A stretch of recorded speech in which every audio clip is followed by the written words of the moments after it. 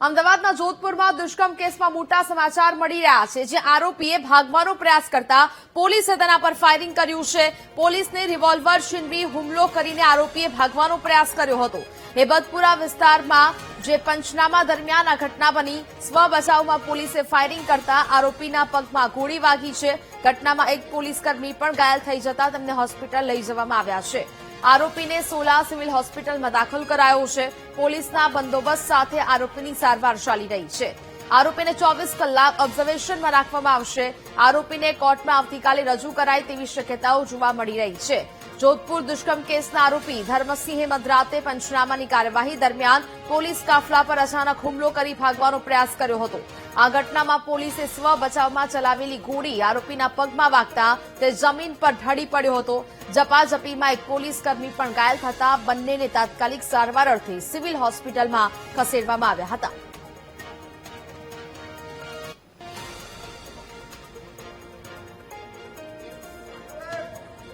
અને એને DNA sampling પર કરાવી દીધા હતા। અને આરોપીએ ભોગ બનનારના મોબાઈલ પર ચોરાઈ લીધા હતા, જેને માટે હેબતપુર વિસ્તારમાં એના રિકવરી પંચનામા પોલીસ દ્વારા કરવામાં આવતા હતા। એ દરમિયાન પોલીસથી ભાગવા માટે એને પીઆઈ પરમારની જો પિસ્ટલ છે, સર્વિસ પિસ્ટલ છે, એ ઝૂંટવીને પ્રયત્ન કર્યા। એમાં ઝપાઝપી થઈ અને એ ઝપાઝપીમાં એક પોલીસ કોન્સ્ટેબલને વાગ્યા છે અને એના પછી પોલીસે ઓવરકમ કરવા માટે એને પ્રયત્ન કર્યા અને એમાં બીજી પણ રાઉન્ડ ફાયર થયા। એ રાઉન્ડ એને પગમાં વાગ્યા છે।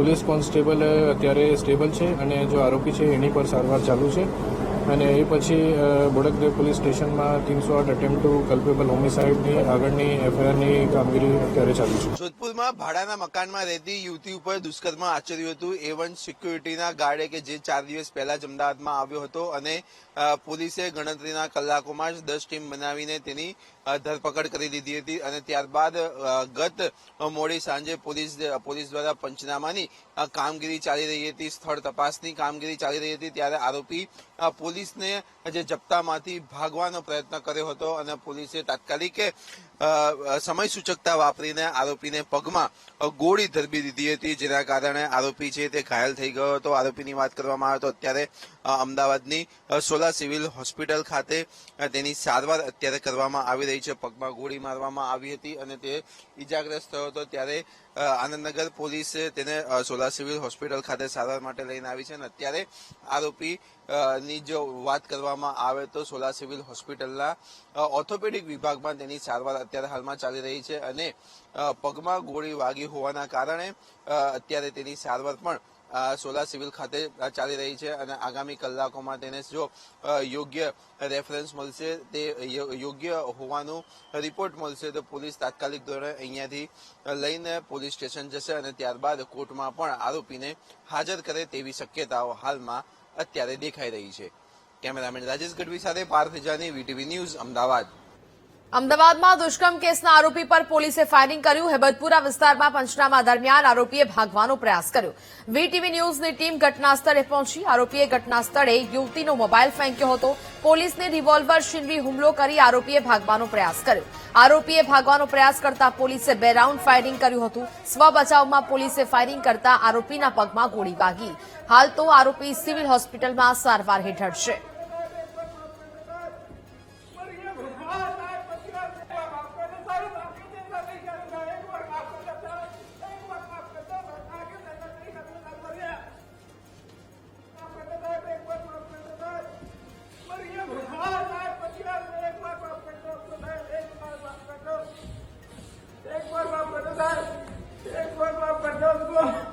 आगे से कभी नहीं करूंगा, मैं माफ कर दो, मर गया, माफ कर दो साहब, एक बार माफ कर दो, एक बार माफ कर दो साहब, आगे से कभी नहीं करूंगा, एक बार माफ कर दो साहब, एक बार।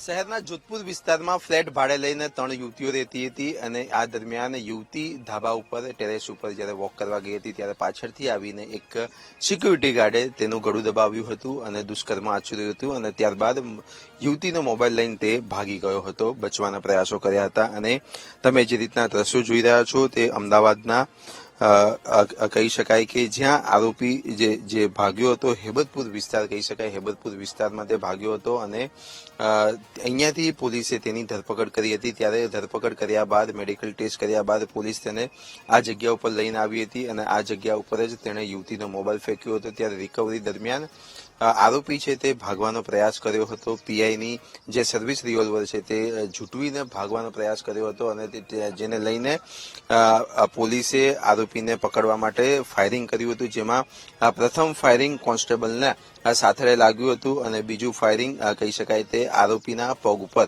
મારવામાં આવ્યું હતું. તમે જે રીતના દ્રશ્યો જોઈ રહ્યા છો, અહીંયા જ આ જે છે તે ઘટના બની હતી. જે પોલીસે જે આખો જે માર્ક કરેલો છે કે અહીંયા આરોપી જયારે ઉભા હતા ત્યારે તેમને ત્યાં ભાગવાનો પ્રયાસ કર્યો હતો, ત્યારે તેમને ગોળી મારવામાં આવી હતી અને જેને પગલે હવે બોડકદેવ પોલીસ સ્ટેશનમાં પણ તેની ફરિયાદ નોંધવામાં આવી છે. આમ આનંદનગર પોલીસ સ્ટેશનમાં તો દુષ્કર્મનો ગુનો નોંધવામાં આવ્યો છે, પરંતુ હવે બીજો ગુનો આનંદનગર પોલીસ સ્ટેશન બાદ હવે બોડકદેવ પોલીસ સ્ટેશનમાં પણ નોંધવામાં આવ્યો છે, જેમાં પોલીસની કામગીરીમાં દખલ કરવી, પોલીસ ઉપર હુમલો કરવો, આ તમામ ગુનાનો દાખલ કરવામાં આવ્યો છે અને અત્યારે આરોપીને સિવિલ હોસ્પિટલમાં સારવાર હેઠળ રાખવામાં આવ્યો છે. જ્યારે રિકવરી આવશે ત્યારે આવતીકાલે અથવા તો 24 કલાક બાદ તેને કોર્ટમાં રજૂ કરવામાં આવશે અને વધુ રિમાન્ડની માંગણી પણ પોલીસ દ્વારા કરવામાં આવશે. કેમેરામેન રાજેશ ગઢવી સાથે પાર્થ જાની, વીટીવી ન્યૂઝ, અમદાવાદ. હિબતપુરામાં પંચનામા સમયે હાલ તો આરોપીએ ભાગવાનો પ્રયત્ન કર્યો હતો, જોકે પોલીસ દ્વારા ફાયરિંગ કરવામાં આવ્યું, જેની એક ગોળી છે તે આરોપીના પગમાં વાગી હતી. હાલ આરોપીને સિવિલમાં સારવાર આપવામાં આવી રહી છે.